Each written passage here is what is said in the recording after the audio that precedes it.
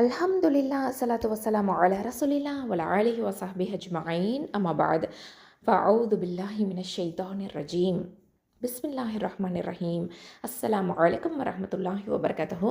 அல்ஹம்துலில்லாஹ் சிஸ்டர்ஸ், இன்ஷா அல்லாஹ் தஆலா நம்ம இன்னைக்கு சீரா பாடத்தில் என்ன பார்க்க போகிறோம் அப்படின்னு சொன்னால், நபி ஸல்லல்லாஹு அலைஹி வஸல்லம் அவர்களுடைய குடும்ப உறுப்பினர்களை பற்றி நம்ம தெரிஞ்சுக்க போகிறோம். நபி ஸல்லல்லாஹு அலைஹி வஸல்லம் அவர்களுடைய பாட்டனார் பெயர் என்ன அப்படின்னு கேட்டால் நமக்கு நல்லாவே தெரியும். அவங்களுடைய தாதா யார்? தாதா வந்து அப்துல் முத்தலிப் அவர்கள்.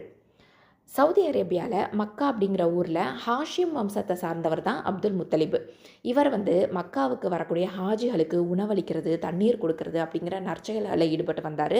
இதுதான் இவருடைய சிறப்பு அம்சமாக சொல்லப்படுது. அது மட்டும் இல்லாமல் இவர் வந்து தன்னுடைய சமூகத்தில் ரொம்ப கண்ணியமானவராகவும் பெரும் மதிப்பு மிக்கவராகவும் விளங்கியிருக்கிறாரு. இவர் ரொம்ப வள்ளல் தன்மை உடையவராக இருந்திருக்கிறாரு. அதனால் அந்த குறைஷியர்கள் இவரை எப்படி தெரியுமா கூப்பிட்டாங்க? ஃபையாத் அப்படின்னு கூப்பிடுவாங்க. ஃபையாத் ஃபையாத் ஃபையாத் அப்படின்னா வாரி வழங்கும் வள்ளல் அப்படின்னு அர்த்தம். அப்துல் முத்தலிப் அவர்களுக்கு வந்து எத்தனை ஆண் பிள்ளைகள், எத்தனை பெண் பிள்ளைகள் தெரியுமா? அப்துல் முத்தலிப் அவர்களுக்கு வந்து 10 ஆண் பிள்ளைகள், 6 பெண் பிள்ளைகள் இருந்தாங்க. இதில் 10 ஆண் பிள்ளைகளை நமக்கு அதிகமாக தெரிஞ்ச பேர் என்னென்ன அப்படின்னு பார்த்திங்கன்னா, அப்துல்லா தெரியும், ஹம்சா தெரியும், அபுலஹப் தெரியும், ஜுபைர் தெரியும், அப்பாஸ் தெரியும் இல்லையா? இந்த பெயர்கள் தெரியும். இதை தாண்டி இன்னும் சில பெயர்கள்லாம் தெரிஞ்சுக்கலாம். ஹாரிஸ், ஜுபைர், அபு தாலிப், அப்துல்லா, ஹம்சா, அபுலஹப், கைதாக், முகவ்விப், விரார், அப்பாஸ். இதுதான் வந்து 10 ஆண் பிள்ளைகள் பெயர்கள். இவங்களுக்கு வந்து 10 பெண் பிள்ளைகளும் இருந்திருக்கிறாங்க இவருக்கு. அவங்கெல்லாம் யார் அப்படின்னு பார்த்திங்கன்னா, உம்மு ஹக்கீம். உம்மு ஹக்கீம் அப்படிங்கிறவங்கள பைதா அப்படின்னு கூப்பிடுவாங்க. பைதா அப்படின்னா இந்த ஃபேர் ஸ்கின் அப்படின்னு சொல்லுவோம் இல்லையா? ஸ்கின் டோன் வந்து அவங்களுக்கு ஃபேராக இருந்திருக்கு, ஒயிட்டாக இருந்திருக்கு. அதனால் பைதா அப்படின்னு பேர். பைதானாலே வெள்ளை அப்படின்னு அர்த்தம். ஸோ உம்மு ஹக்கீம் அவங்களுக்கு வந்து பைதா அப்படின்னு அவங்கள கூப்பிடுவாங்க. பர்ரா, ஆத்திகா, சஃபியா, அர்வா, உமைமா அப்படின்ட்டு 6 பெண் பிள்ளைகள் இவங்களுக்கு இருந்திருக்காங்க. யார்? அப்துல் முத்தலிப் அவர்களுக்கு. இதை வந்து நம்ம தெரிஞ்சுக்கிறோம். அடுத்ததாக பார்த்திங்க அப்படின்னு சொன்னால், நபி ஸல்லல்லாஹு அலைஹி வஸல்லம் அவர்களுடைய பெற்றோர், அவங்கள பற்றி நம்ம தெரிஞ்சிருக்கிறோம். யார் யார்? தந்தை பேர் என்ன? அப்துல்லா. தாயின் பெயர் ஆமினா அப்படிங்கிறது நமக்கு தெரியும். ஸோ இவங்களுடைய தாயார் வந்து ஃபாத்திமா பின்த் அம்ர். அவங்களுடைய பிள்ளை தான் யாருன்னா அப்துல்லா. ஓகேவா? இவர் வந்து நபி ஸல்லல்லாஹு அலைஹி வஸல்லம் அவர்களுடைய தந்தையாக இருந்திருக்காங்க. இவங்களுடைய தாயார் வந்து ஃபாத்திமா பின்த் அம்ர். அப்துல்லா அப்படிங்கிற அவருடைய தாயார் பேர் என்ன? ஃபாத்திமா பின்த் அம்ர். அப்துல் முத்தலிப் அவங்களுக்கு வந்து அப்துல்லா அப்படின்னு ஒரு மகன். அவர் வந்து எப்படிப்பட்ட மகனாக இருந்திருக்காருன்னா, ரொம்ப நேசத்துக்குரிய மகனாக, அழகிய தோற்றமுடையவராக, ஒழுக்க சீலராக வந்து இருந்திருக்கிறாரு. அது மட்டும் இல்லாமல் அப்துல் முத்தலிப் அவர்களுக்கு ரொம்ப பிரியத்துக்குரியவராக யார் இருந்திருக்கா? அப்துல்லா அப்படிங்கிறவர் இருந்திருக்கிறாரு. அப்துல்லா அப்படிங்கிறவங்களுக்கு ஆமினா அப்படிங்கிற பெண்மணியை வந்து துணைவியாக அப்துல் முத்தலிப் அவர்கள் தேர்ந்தெடுக்கிறாங்க. இவங்களுக்கு ஃபுல் நேம் என்ன அப்படின்னு பார்த்திங்கன்னா, ஆமினா வஹப் இப்னு அப்து மனாஃப். ஆமினா வஹப் இப்னு அப்து மனாஃப். அதாவது வஹப் இப்னு அப்து மனாஃப் அப்படிங்கிறவங்களுடைய மகள் தான் ஆமினா. அந்த காலத்தில் அவங்க வந்து ஆமினா அப்படிங்கிறவங்க வந்து வம்சத்தாலையும் மதிப்பாலையும் குறைஷிகளில் உயர்ந்த பெண்மணியாக விளங்கியிருக்கிறாங்க. அவங்களுடைய தந்தை வந்து ஜுஹ்ரா அப்படிங்கிற அந்த கிளையாருடைய தலைவராகவும் இருந்திருக்கிறாங்க. யார் தலைவர்? ஜுஹ்ராவுடைய தலைவர் யார் அப்படின்னு கேட்டால் வஹப் இப்னு அப்து மனாஃப் அப்படின்னு நம்ம சொல்லணும். அப்துல்லா அப்படிங்கிறவங்க மக்கால தன்னோட மனைவியோட வாழ்ந்திருக்கிறாங்க. இப்போது அப்துல்லா ஆமினா அப்படிங்கிறவங்க தான் யார்? நபி ஸல்லல்லாஹு அலைஹி வஸல்லம் அவர்களுடைய தந்தை தாயார். அப்துல்லா அப்படிங்கிறவங்க வியாபாரத்துக்காக ஷாமுக்கு போயிருக்காங்க. ஷாம் அப்படிங்கிறது இப்போ உள்ள சிரியா அப்படின்னு சொல்லுவோம். ஸோ குறைஷிகளோட ஒரு வியாபார குழுவோட திரும்பி வந்துட்டுருக்கும் போது இவங்களுக்கு நோய்வாய்ப்பட்டுருது. மதீனாலேயே தங்கிட்டாங்க. ரொம்ப டயர்டாக இருந்திருக்காங்க, ரொம்ப சிக்காயிட்டாங்க. அதனால் மதீனாவில் தங்கிட்டாங்க. அப்போ தங்கினதுக்கப்புறமா நோய் வந்து ரொம்ப அதிகரிச்சிருச்சு. அதனால் அங்கேயே மரணமும் அடைஞ்சிட்டாங்க. நாபிகா அப்படிங்கிறவங்களுடைய வீட்டில் தான் இவங்களை வந்து அடக்கம் செய்யப்பட்டிருக்கிறாங்க. அப்போ வந்து இவங்களுக்கு வயது எத்தனை அப்படின்னா 25. இவங்க வந்து நபி ஸல்லல்லாஹு அலைஹி வஸல்லம் அவர்கள் பிறக்கிறதுக்கு முன்னாடியே இறந்துட்டாங்க. இதுதான் வந்து பெரும்பாலான வரலாற்று ஆசிரியர்களுடைய கருத்தாக இருக்குது. இவங்க விட்டுட்டு போன சொத்து என்ன அப்படின்னு பார்த்தீங்கன்னா 5 ஒட்டகம், சின்ன ஆட்டு மந்தை, அப்புறம் உம்மு ஐமன் அப்படின்னு புனைப்பெயரோடு இருக்கக்கூடிய பரக்கா. இவங்க வந்து கருப்பினத்தை சார்ந்த அடிமை பெண். இதுதான் வந்து அப்துல்லா அவங்க குடும்பத்தாருக்கு விட்டுட்டு போன சொத்து. 5 ஒட்டகம், சிறிய ஆட்டு மந்தை, அப்புறம் உம்மு ஐமன் அப்படின்னு அவங்களுக்கு புனைப்பெயர் என்னென்னா பரக்கா. இவங்க வந்து கருப்பின அடிமை பெண்ணாக இருந்திருக்காங்க. இவங்கள மட்டும்தான் வந்து அப்துல்லா அப்படிங்கிறவங்க விட்டுட்டு போயிருக்காங்க அவங்களுடைய குடும்பத்தாருக்கு. நபி ஸல்லல்லாஹு அலைஹி வஸல்லம் அவர்களை வளர்க்குறதுல இந்த உம்மு ஐமன் அப்படிங்கிற இந்த பெண்மணி, பரக்கா அப்படிங்கிற இந்த பெண்மணி வந்து ரொம்ப ரொம்ப முக்கியமான பங்கு இருக்குது இவங்களுக்கு. ஸோ இவங்க வந்து ஒரு வளர்ப்பு தாயாக நபி ஸல்லல்லாஹு அலைஹி வஸல்லம் அவர்களுக்கு இருந்திருக்காங்க அப்படிங்கிறத நம்ம தெரிஞ்சுக்கிறோம். அடுத்ததாக பார்த்தீங்க அப்படின்னு சொன்னால், நமக்கு இப்போது என்ன தெரியும் அப்படின்னு பார்த்திங்கன்னா, நபி ஸல்லல்லாஹு அலைஹி வஸல்லம் அவர்களுடைய பாட்டனார் பெயர் தெரியும், அவங்களுடைய சிறப்புகள் நம்ம தெரிஞ்சுக்கிட்டோம். அதுக்கப்புறம் அவங்களுடைய பெற்றோர் பெயரை தெரிஞ்சுக்கிட்டோம். அதுக்கப்புறம் நபி ஸல்லல்லாஹு அலைஹி வஸல்லம் அவர்கள் வந்து தந்தையோடைய மரணத்தை பற்றி தெரிஞ்சுக்கிட்டோம். அதுக்கப்புறம் நபி ஸல்லல்லாஹு அலைஹி வஸல்லம் அவர்கள் எப்போ எங்கே பிறந்தாங்க அப்படிங்கிறத நம்ம தெரிஞ்சுக்கணும். எப்போ எங்கே பிறந்தாங்க? அகிலத்துக்கே அருட்கொடையாக விளங்கினவங்க தான் இறைத்தூதர் நபி தலைவர் ஸல்லல்லாஹு அலைஹி வஸல்லம் அவர்கள். இவங்க வந்து மக்கால பனு ஹாஷிம் அப்படிங்கிற அந்த பள்ளத்தாக்கில் ரபியுல் அவ்வல் மாதத்தில் 9ஆம் நாள் திங்கட்கிழமை கிபி 571 ஏப்ரல் மாதம் 20 இல்லைனா 22ஆம் தேதி அதிகாலையில் பிறந்தாங்க அப்படிங்கிறது தான் வரலாற்று ஆசிரியர்களுடைய கருத்து. இது வந்து யானை சம்பவம் நடைபெற்ற முதலாவது ஆண்டு, அதாவது அனுஷேர்வான் அப்படிங்கிற கிஸ்ராவுடைய ஆட்சி முடிவுக்கு வந்து 40ஆம் ஆண்டு. இந்த கருத்தை தான் வந்து அறிஞர் முகமது சுலைமான் அவர்கள் வந்து உறுதிப்படுத்துகிறாங்க. சரியா? ஸோ நபி ஸல்லல்லாஹு அலைஹி வஸல்லம் அவர்கள் வந்து பிறந்தபோது அவங்களுக்கு வந்து நுபுவத்துக்கு முன்னாடியே, அதாவது நுபுவத்து கிடைக்கும் அப்படிங்கிறதுக்கு ஒரு முன்னோடியாக, ஒரு சான்றாக ஆமினா அவர்களுடைய உடல்லிருந்து ஒரு பேரொளி வெளிப்பட்டுச்சு, அதனுடைய பிரகாசம் ஷாம் கோட்டையில் ஒளிர்ந்தது அப்படின்னு ஒரு தகவல் வந்து பதியப்பட்டிருக்குது. இது முஸ்னத் அஹமது, சுனனத் தாரிமி, இப்னு சாது இந்த மாதிரியான கிதாபுகள் எல்லாமே பதியப்பட்டிருக்குது. அதுக்கப்புறம் குழந்தை பிறந்ததுக்கப்புறமா தாயார் ஆமினா அவங்க வந்து இந்த நற்செய்தியை பாட்டனாரான அப்துல் முத்தலிப் அவங்களுக்கு வந்து தெரிவிக்கிறாங்க. அவர் ரொம்ப மகிழ்ச்சியோட சந்தோஷமாக அவங்களுடைய பேரரை வந்து காபாவுக்கு தூக்கிட்டு போகிறாரு, அல்லாஹுக்கு நன்றி செலுத்துகிறாரு, பிரார்த்திக்கிறாரு. அதுக்கப்புறமா அந்த குழந்தைக்கு முஹம்மது அப்படின்னு பெயரிடுறாரு. இந்த பெயர் வந்து யாருக்குமே இதுக்கு முன்னாடி சூட்டப்படவே கிடையாது. அரபியர்களுடைய வழக்கப்படி 7ஆம் நாள் அன்னைக்கு நபி ஸல்லல்லாஹு அலைஹி வஸல்லம் அவர்களுக்கு வந்து ஹத்தனாவும் செய்யப்பட்டது அப்படிங்கிறது வரலாற்று குறிப்பில் இருக்குது. இப்னு ஹிஷாமில் பதியப்பட்ட சஹீஹான செய்தியாக இருக்குது. அல்ஹம்துலில்லாஹ். அடுத்ததாக பார்த்தீங்கன்னா, நபி ஸல்லல்லாஹு அலைஹி வஸல்லம் அவர்களை வந்து பாலூட்டி வளர்த்த செவிலித்தாய்களை பற்றி நம்ம தெரிஞ்சுக்கணும்.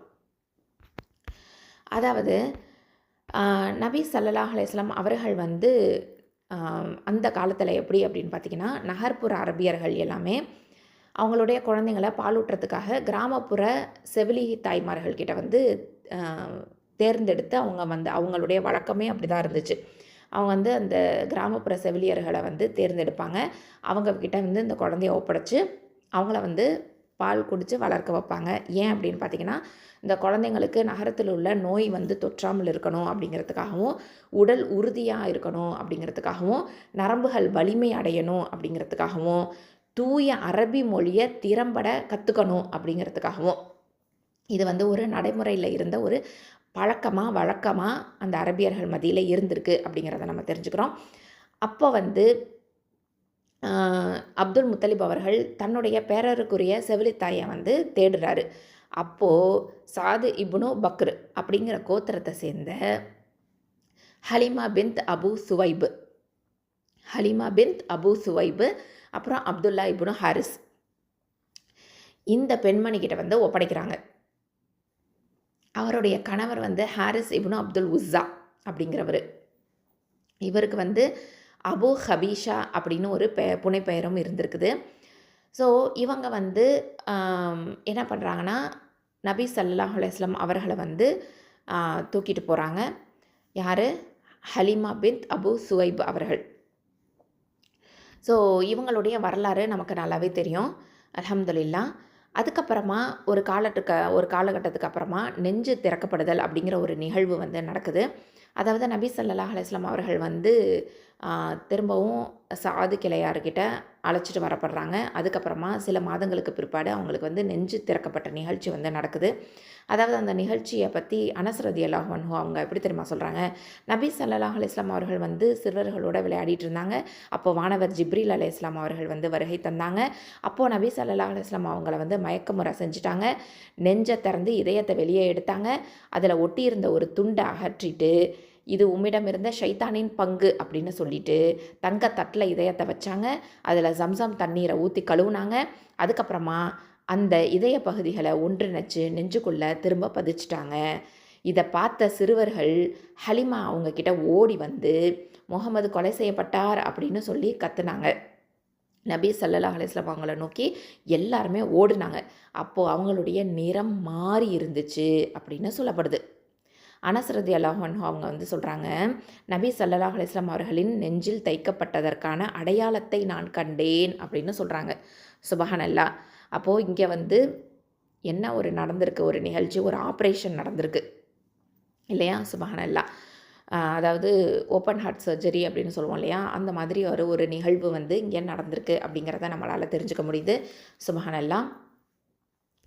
அதுக்கப்புறமா என்ன நடந்துச்சு அப்படின்னு பார்த்தீங்கன்னா, அதாவது நபி ஸல்லல்லாஹு அலைஹி வஸல்லம் அவர்களுடைய தாயார் மரணம் அடைஞ்சிடறாங்க. அந்த நிகழ்ச்சியை பற்றி நம்ம தெரிஞ்சுக்கணும். அந்த நிகழ்ச்சி வந்து அதாவது அவங்களுடைய தாயார் இறந்துட்டாங்க, ஆமினா அம்மையார் இறந்துட்டாங்க அப்படிங்கிற அந்த செய்தி வந்து ஹலீமா அவங்களுக்கு வந்து ஒரு அதிர்ச்சி தரக்கூடிய ஒரு விஷயமா இருந்திருக்குது. நபி ஸல்லல்லாஹு அலைஹி வஸல்லம் அவர்களை வந்து அவங்ககிட்ட தாயார்கிட்டேயே ஒப்படைச்சிட்டாங்க. நபி ஸல்லல்லாஹு அலைஹி வஸல்லம் அவர்களுக்கு வந்து 6 வயசாக இருக்கும் போது அவங்க தாயாரிடம் தான் வளர்ந்தாங்க. ஒரு நாள் ஆமினா அவங்க வந்து மதீனாவில் மரணம் அடைஞ்சு தன்னுடைய அன்பு கணவர் கபரை வந்து பார்த்துட்டு வரணும் அப்படின்னு சொல்லி விரும்புகிறாங்க. அப்போது தன் குழந்தை முகமது ஸல்லல்லாஹு அலைஹி வஸல்லம் அவங்கள வந்து அவங்களையும் அந்த ஊழிய பெண்ணாக இருந்தாங்க. யார் அவங்க? உம்மு ஐமன், பரக்கான்னு சொன்னோம் இல்லையா? உம்மு ஐமன் அவங்களையும் கூட்டிகிட்டு போகிறாங்க. பொறுப்பாளராக இருக்கக்கூடிய அப்துல் முத்தலிப், அதாவது பாட்டனார், அவங்களையும் கூட்டிகிட்டு போகிறாங்க. மக்காலேருந்து 500 கிலோமீட்டர் தூரத்தில் உள்ள மதீனாவுக்கு பயணம் மேற்கொள்கிறாங்க. எதுக்காக? அதாவது அப்துல்லா அவங்களுடைய கணவருடைய அந்த கபரை வந்து பார்க்கணும் அப்படின்னு ஆமினா அம்மையார் விரும்பினதுனால நபி ஸல்லல்லாஹு அலைஹி வஸல்லம், அப்புறம் உம்மு ஐமன், அப்புறம் அப்துல் முத்தலிப் இவங்களை கூட்டிக்கிட்டு மதீனாவுக்கு போகிறாங்க. அப்போது மன அமைதிக்காக 1 மாதம் அங்கே வந்து தங்கிட்டு மக்காவுக்கு திரும்பவும் வரலாம் அப்படின்னு சொல்லி பயணப்படுறாங்க. 1 மாதம் தங்கிட்டாங்க, அப்புறம் பயணப்படுறாங்க. அப்போது வழியிலேயே பயணப்பட்டுட்டு இருக்கும் போதே வழியிலேயே ஆமினா அம்மையாருக்கு நோய்வாய்ப்பட்டுடுது. அந்த நோய் அதிகமாகி மக்காவுக்கும் மதீனாவுக்கும் இடையில அபுவா அப்படிங்கிற இடத்துலையே ஆமினா அம்மையார் மரணம் அடைஞ்சிடுறாங்க. சுபஹானல்லாஹ். இந்த நிகழ்வு வந்து நடக்குதா. அதுக்கப்புறமா நபி ஸல்லல்லாஹு அலைஹி வஸல்லம் அவர்களுடைய தாயார் மரணத்துக்கு பிற்பாடு அவங்கள வளர்க்கக்கூடிய பொறுப்பு யார்கிட்ட இருந்துச்சு அப்படின்னு பார்த்தீங்கன்னா, அவங்களுடைய பாட்டனாரான அப்துல் முத்தலிப் அவர்கள்கிட்ட தான். அப்துல் முத்தலிப் தான் நபி ஸல்லல்லாஹு அலைஹி வஸல்லம் அவர்களை வந்து மக்கால அழைச்சிட்டு வந்து வளர்த்து வந்துட்டு இருந்தாங்க. அவங்க வந்து அனாதையாக இருந்தாங்க. அதனால் ரொம்ப வந்து அன்பையும் பாசத்தையும் ஊட்டி வளர்த்தாங்க. யார்? அப்துல் முத்தலிப் அவர்கள். அதுக்கப்புறமா அதாவது நபி ஸல்லல்லாஹு அலைஹி வஸல்லம் அவர்கள் வந்து பிறக்கிறதுக்கு முன்னாடியே தந்தையே இழந்துட்டாங்க. அந்த சோகம் ரொம்ப அதிகமாக இருக்கும். இப்போது தாயையும் 6 வயசில் தாயையும் இழந்துட்டாங்க. இந்த சோகம் இன்னும் ரெட்டிப்பாக்கி விட்டுரும் இல்லையா? ரொம்ப ரெட்டிப்பான சோகத்தோடு தான் நபி ஸல்லல்லாஹு அலைஹி வஸல்லம் இருக்கிறாங்க. அவங்கள வந்து ரொம்ப பரிவோட அவங்களுடைய பாட்டனாரான அப்துல் முத்தலிப் அவர்கள் வந்து வளர்த்து வராங்க. அதாவது தன் பிள்ளைகளை விட பேர பிள்ளையான முகமது நபி ஸல்லல்லாஹு அலைஹி வஸல்லம் அவர்கள் மேலே அதிகமான அன்பு செலுத்தியிருக்கிறாங்க. அவரை வந்து தனிமையிலேயே விட்டுடாமல் எல்லா நேரத்துலையுமே அவங்க வந்து என்ன பண்ணுவாங்கன்னா தன் கூடவே வச்சுக்குவாங்க. எல்லாமே அவங்களுடைய தன் பிள்ளைங்கள் எல்லாரையுமே அவங்க பிள்ளைங்களை விட ரொம்ப அதிகமாக நபி ஸல்லல்லாஹு அலைஹி வஸல்லம் அவர்களுக்கு முன்னுரிமை கொடுத்து அவங்கள வந்து தாங்கிட்டேயே வச்சிட்டு இருந்தாங்க. அது மட்டும் இல்லாமல் புனித காபாவோட நிழலில் அப்துல் முத்தலிப் அவங்களுக்கு ஒரு விருப்பு விரிக்கப்பட்டிருக்கும். அவர் வந்து அங்கே வரும்போதெல்லாம் அவரது பிள்ளைகள் வந்து என்ன பண்ணுவாங்கன்னா, அந்த விரிப்பை வந்து சுற்றி உட்காந்துக்குவாங்க. அவருக்கு மரியாதை செய்யக்கூடிய விதமாக அந்த விரிப்பில் மட்டும் அமர மாட்டாங்க, அதை சுற்றி தான் அமருவாங்க. அப்போது சிறுவராக இருந்த நபி ஸல்லல்லாஹு அலைஹி வஸல்லம் அவர்களை மட்டும் அந்த விரிப்பில் அமர வச்சுக்குவார். யார்? அப்துல் முத்தலிப் அவர்கள். அவரை வந்து அதுலேருந்து அப்துல் முத்தலிபுடைய பிள்ளைகள் வந்து அதுலேருந்து அதாவது அந்த விரிப்பில் உட்கார விடாமல் தடுப்பாங்களாம். அப்படி இருந்தாலும் அப்துல் முத்தலிப் அவர்கள் பார்த்துட்டாங்க அப்படின்னு சொன்னால், என் அருமை பேரரை விட்டுடுங்கள், என் அருமை பேரரை வந்து விட்டுடுங்க, அவர் வந்து என் பக்கத்தில் தான் உட்காருவார், அல்லாஹ்வின் மீது ஆணையாக அவருக்கென ஒரு தனித்தன்மை இருக்குது அப்படின்னு அவர் சொல்லுவாராம். யார்? அப்துல் முத்தலிப் அவர்கள். அதனால் தன்னோடவே அந்த விரிப்பில் அமர்த்திக்குவார். காபால அந்த சுற்றி இருக்கக்கூடிய அந்த விரிப்பில் அமர்த்திக்குவார். அவர் வந்து நபி ஸல்லல்லாஹு அலைஹி வஸல்லம் அவர்களுடைய முதுவை வந்து தடவி கொடுப்பாரு. அவருடைய செயல்களையும் அசைவுகளையும் கண்டு ரொம்ப வந்து சந்தோஷப்படுவார் அப்படிங்கிற விஷயத்தை எல்லாமே இப்னு ஹிஷாமில் பதியப்பட்டிருக்குது. ஸோ ரொம்ப ஒரு பரிவுமிக்க ஒரு பாட்டனாராக அப்துல் முத்தலிப் அவர்கள் நபி ஸல்லல்லாஹு அலைஹி வஸல்லம் அவர்களுக்காக விளங்கியிருக்கிறாங்க அப்படிங்கிறது தெரியுது. நபி ஸல்லல்லாஹு அலைஹி வஸல்லம் அவங்களுக்கு வந்து 8 ஆண்டு 2 மாதம் 10 நாள் 8 ஆண்டு 2 மாதம் 10 நாள் இருக்கும்போது அவங்களுடைய பாட்டனாரான அப்துல் முத்தலிப் அவர்களை வந்து மக்காலேயே மரணம் அடைஞ்சிடறாரு, இழந்துடுறாங்க. அவங்களுடைய மரணத்திற்கு முன்னாடியே நபி ஸல்லல்லாஹு அலைஹி வஸல்லம் சிறுவராக இருக்கும்போதே அவருடைய தந்தை அப்துல்லா அவங்களுடைய உடன் பிறந்த சகோதரரான அபு தாலிப் அவங்கள வந்து பராமரிக்கணும் அப்படின்னு சொல்லி அப்துல் முத்தலிப் அவர்கள் கேட்டுக்கிட்டாங்க. அதே மாதிரி சகோதரர் அபு தாலிப் அவர்களும் வந்து பராமரிக்கணும் அப்படின்னு சொல்லி விரும்பினாங்க. ஸோ அந்த பொறுப்பை இப்போ யார் எடுத்துக்கிட்டா? அபு தாலிப் அவர்கள் எடுத்துக்கிட்டாங்க. இவர் யார்? அபு தாலிப் அவர்கள் யார்?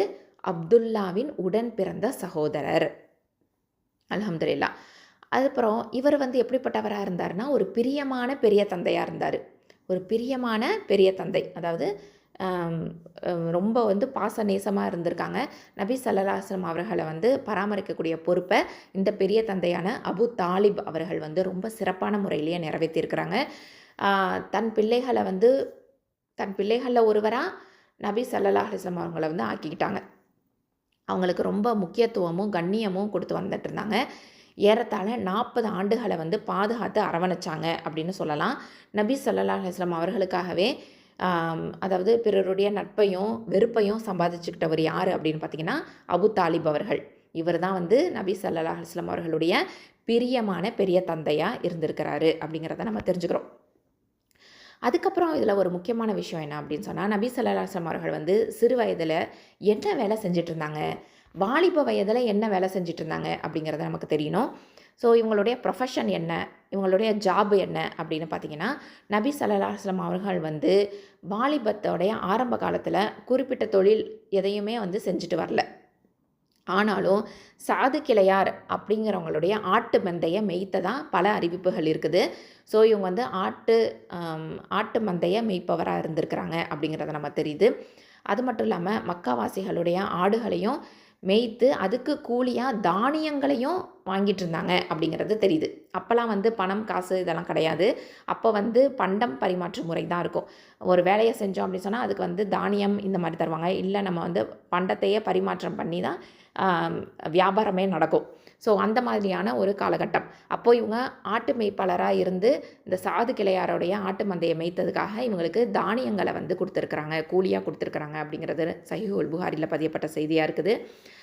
வாலிபத்தை அடைஞ்ச உடனே அதாவது ஆடு மேய்க்கிறத அப்படிங்கிறத விட்டுட்டு சாயிப் இப்னு அபு சாயிப் அல் மக்சூமி அப்படிங்கிறவங்களோட சேர்ந்து, பேர் என்ன? சாயிப் இப்னு அபு சாயிப் அல் மக்சூமி அப்படிங்கிறவங்களோட சேர்ந்து இணைஞ்சு வணிகம் செஞ்சுட்டு வந்திருக்காங்க.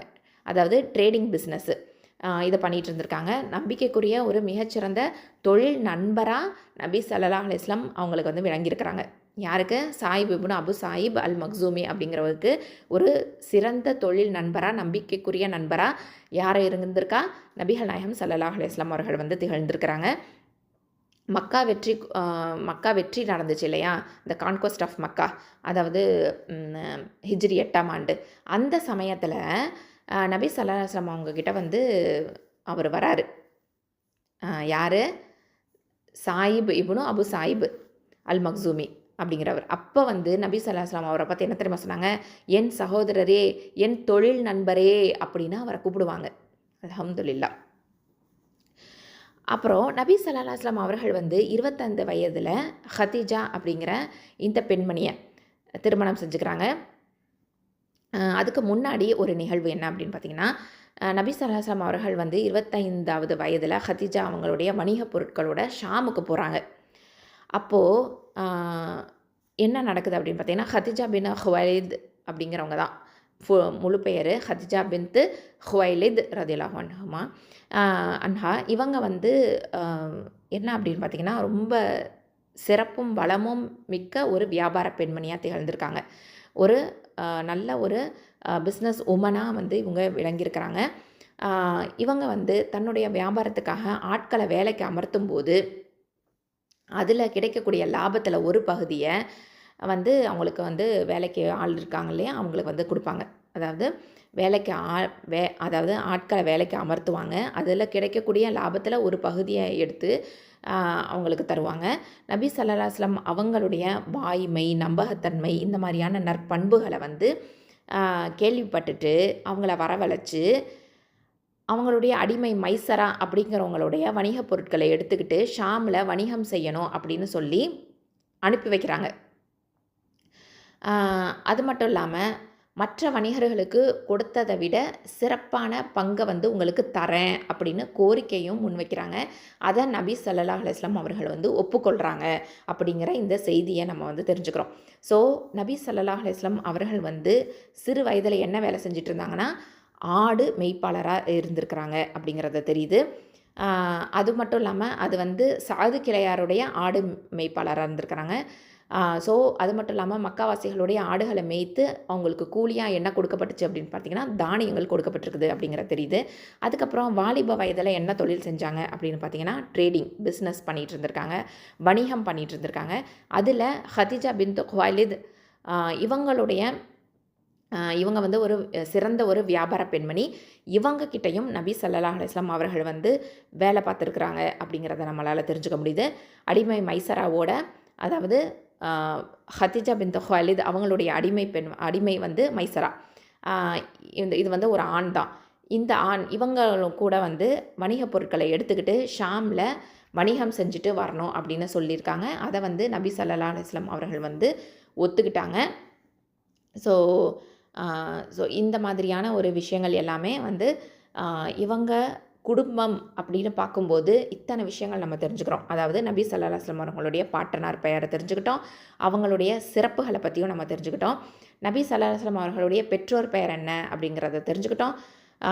அவங்களுடைய தந்தை எப்படி மரணம் அடைஞ்சாங்க, என்ன நிகழ்ந்துச்சு அப்படிங்கிறத நமக்கு இப்போ கேட்டால் தெரியும். அது மட்டும் இல்லாமல் அவங்க நபி ஸல்லல்லாஹு அலைஹி வஸல்லம் எப்போ பிறந்தாங்க அப்படிங்கிறது தெரியும். நபி ஸல்லல்லாஹு அலைஹி வஸல்லம் அவர்களுக்கு வந்து முகமது அப்படின்னு பெயர் சூட்டியவர் யார் அப்படிங்கிறது தெரியும். அதுக்கப்புறம் நபி ஸல்லல்லாஹு அலைஹி வஸல்லம் அவங்கள பாலூட்டி வளர்த்த செவிலித்தாய் யார் அப்படிங்கிறது தெரியும். அவங்க சம்மந்தப்பட்ட சம்பவம் எல்லாமே நமக்கு தெரியும் இல்லையா. நபி ஸல்லல்லாஹு அலைஹி வஸல்லம் அவங்க வந்து சிறுவராக இருக்கும்போது நிகழ்ந்த அந்த நெஞ்சு திறக்கப்படக்கூடிய நிகழ்ச்சி, அந்த சம்பவமும் நமக்கு தெரியும். அவங்களுடைய தாயார் எப்போ மரணம் அடைஞ்சாங்க, எங்கே மரணம் அடைஞ்சாங்க அப்படிங்கிறதும் நமக்கு தெரியும். அல்ஹம்துலில்லாஹ். அதுக்கப்புறமா அவங்க தாயாருடைய மரணத்துக்கு பிற்பாடு அவங்கள வளர்க்கக்கூடிய பொறுப்பை யார் எடுத்துக்கிட்டா அப்படிங்கிறது நமக்கு தெரியும். நபி ஸல்லல்லாஹு அலைஹி வஸல்லம் அவங்க வந்து சிறு வயதில் இருக்கும்போது என்ன வேலை செஞ்சாங்க அப்படிங்கிறது தெரியும் இல்லையா. வாலிப வயசில் என்ன வேலை செஞ்சாங்க, என்ன தொழில் செஞ்சாங்க அப்படிங்கிறது எல்லாமே அல்ஹம்துலில்லாஹ் நம்ம இன்றைக்கி பூரணமாக தெரிஞ்சுக்கிட்டோம். அல்ஹம்துலில்லாஹி ரப்பில் ஆலமீன். அஸ்ஸலாமு அலைக்கும் வரஹ்மத்துல்லாஹி வபரகாத்துஹு.